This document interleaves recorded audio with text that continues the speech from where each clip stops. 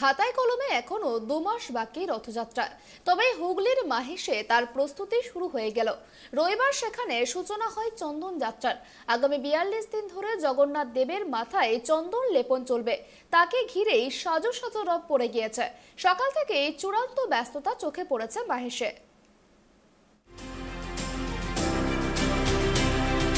নীলাচলে আজ থেকে শুরু হয় জগন্নাথ দেবের রথ তৈরির কাজ, আর মাহেশে সূচনা হয় চন্দন যাত্রা উৎসবের। আজ থেকে আগামী 42 দিন ধরে চলবে জগন্নাথ দেবের মাথায় চন্দন লেপন।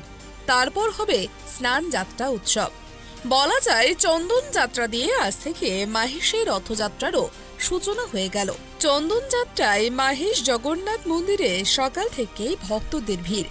মন্দিরের গর্ভগৃহের দ্বার খোলার পর শুরু হয় চন্দন যাত্রা উৎসব। মাহেশ জগন্নাথ মন্দিরের সেবায়িত জগন্নাথ মন্দির সেবা ট্রাস্টের সম্পাদক PL অধিকারী জানান, অক্ষয় তৃতীয়া হলো একটি অত্যন্ত শুভ দিন। বিষ্ণু ষষ্ঠ অবতার পরশুরামের আবির্ভাব দিবস।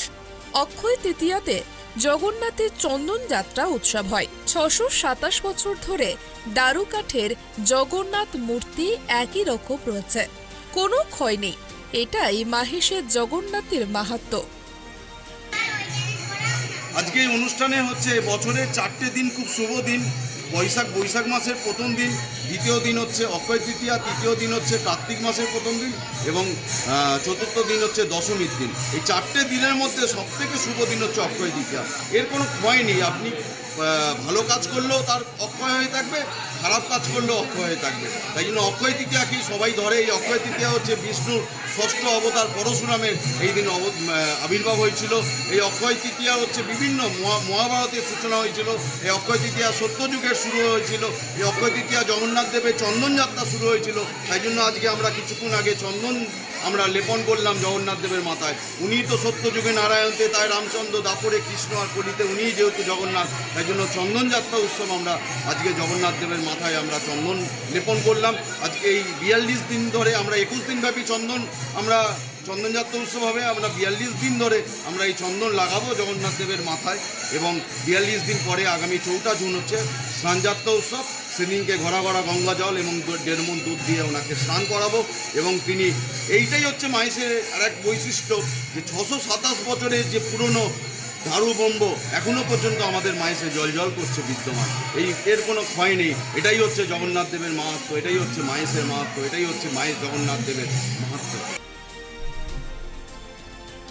42 দিন পর মাহে স্নান পিড়ির মাঠে হবে স্নান যাত্রা উৎসব। ঘরা গঙ্গা জল আর 1.5 মণ দুধ দিয়ে স্নান করানো হবে জগন্নাথ দেবকে। এই চন্দন যাত্রা শেষ হলে তারপর শুরু হবে স্নান যাত্রা উৎসব। গঙ্গা জল আর দুধ দিয়ে স্নান করানো হবে জগন্নাথ দেবকে। রীতি মেনে স্নানের পর কাঁপুনি দিয়ে জ্বর আসে জগন্নাথের। তাই 2 সপ্তাহ জগন্নাথ দেবের মন্দিরের দরজা বন্ধ থাকে। ভক্তদের দেখা দেন না জগন্নাথ। কবিরাজের পাচন খেয়ে জগন্নাথ দেবের জ্বর সারেন বলেই কথিত রয়েছে। তারপরেই মন্দিরের দরজা খোলে। এরপর রথে চেপে বলরাম সুভদ্রাকে নিয়ে মাসির বাড়ি যান জগন্নাথ। জগন্নাথ দেবের ধাম পুরীতে আজ থেকেই শুরু হয় রথ তৈরির কাজ, আর হুগলির মাহেশে সূচনা হয় চন্দন যাত্রা। অর্থাৎ অক্ষয় তৃতীয়ার দিন মাহেশে আক্ষরিক অর্থে রথযাত্রা সূচনা হয়। হুগলি থেকে সোমনাথ ঘোষের রিপোর্ট, ট্রাইব টিভি।